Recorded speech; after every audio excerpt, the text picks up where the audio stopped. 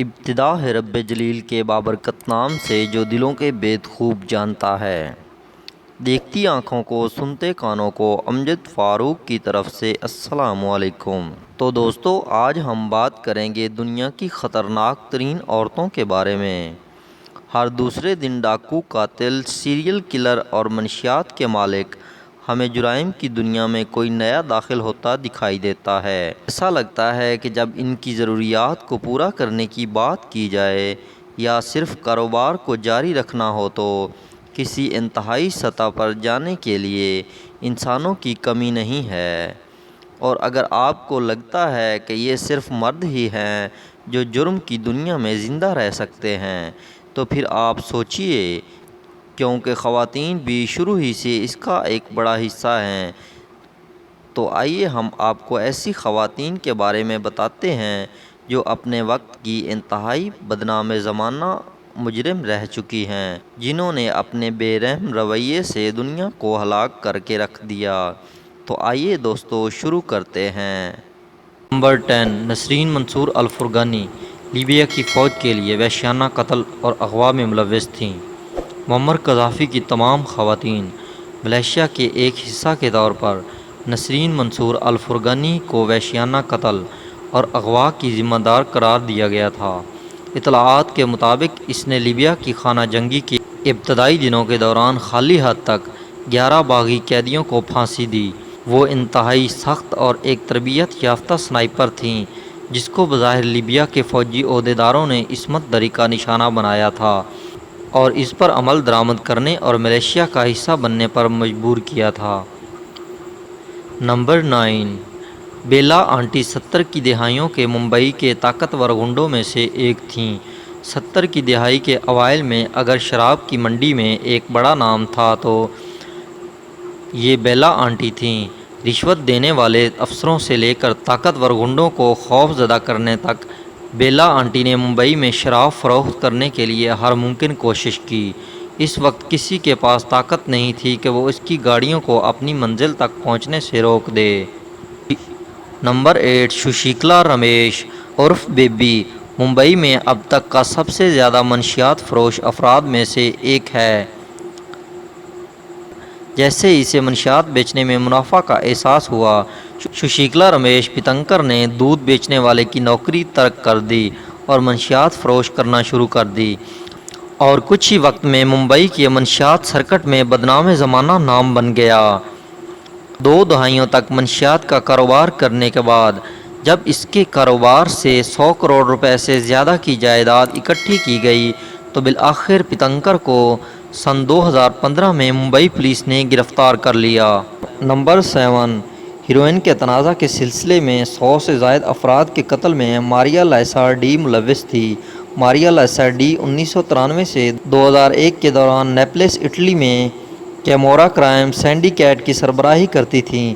اس سے پہلے کہ اس کی سلطنت کا تختہ الٹنے لگا، وہ سال 1999 تھا جب گروپوں میں ہیروئن کے تنازع کے نتیجے میں نیپلس میں 100 سے زائد افراد ہلاک ہو گئے تھے۔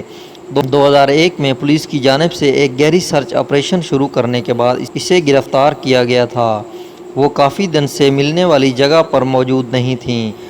1999 میں جب اسے اٹلی کی چند مطلوب شخصیات میں شامل کیا گیا تو اس کے ساتھ ہی یہ روپوش ہو گئیں۔ نمبر 6، گریسیڈا بلانکو عرف لا دیماڈیلا مافیا کے لیڈی۔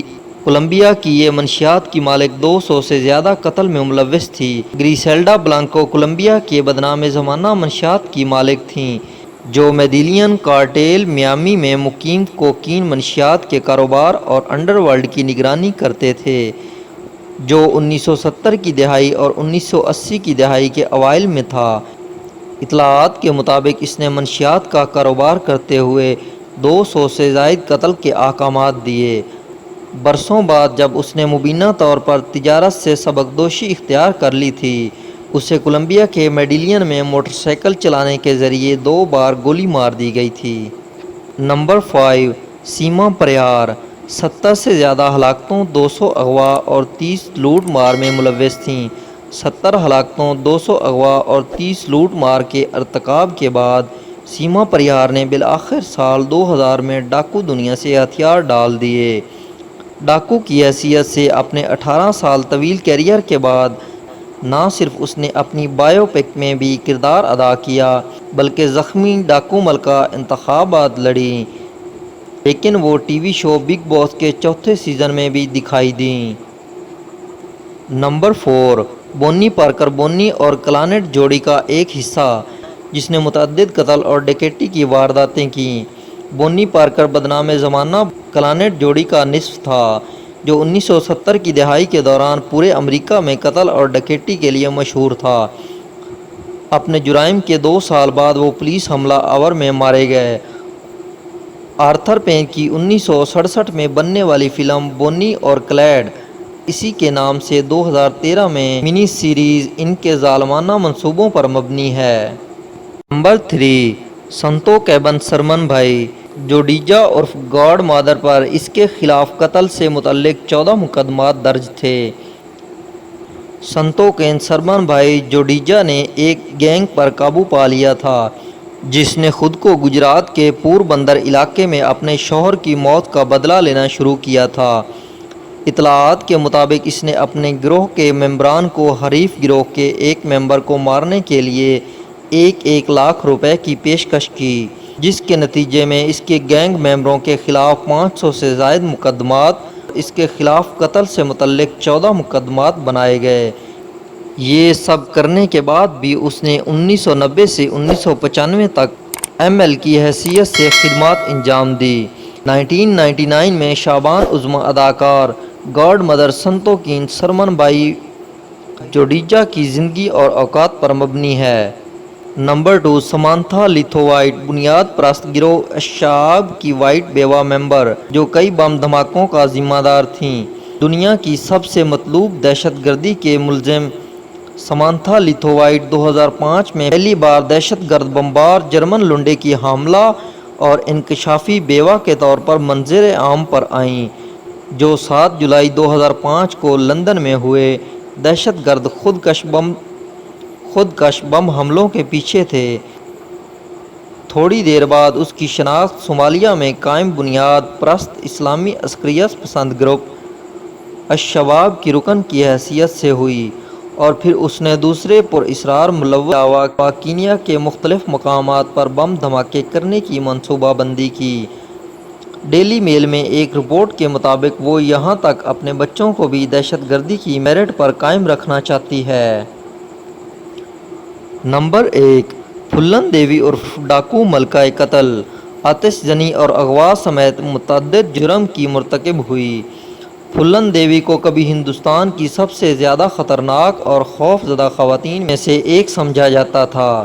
جس دن اس نے 1983 میں ہتھیار ڈالے تھے اس وقت ان پر 48 جرائم کا الزام عائد کیا گیا تھا، جس میں متعدد قتل، لوٹ مار، آتش زنی اور اغوا برائے تاوان شامل تھے۔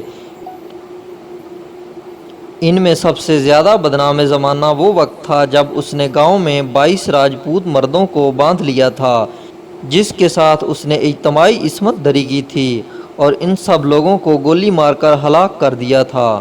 11 سال تک زیر سماعت مقدمے کی سماعت کے بعد وہ تمام الزامات سے دستبردار ہو گئیں اور دوبارہ رکن اسمبلی منتخب ہوئیں۔ سیمی بسواس اداکاری والی قومی ایوارڈ یافتہ فلم ڈاکو ملکہ ان کی زندگی پر مبنی ہے۔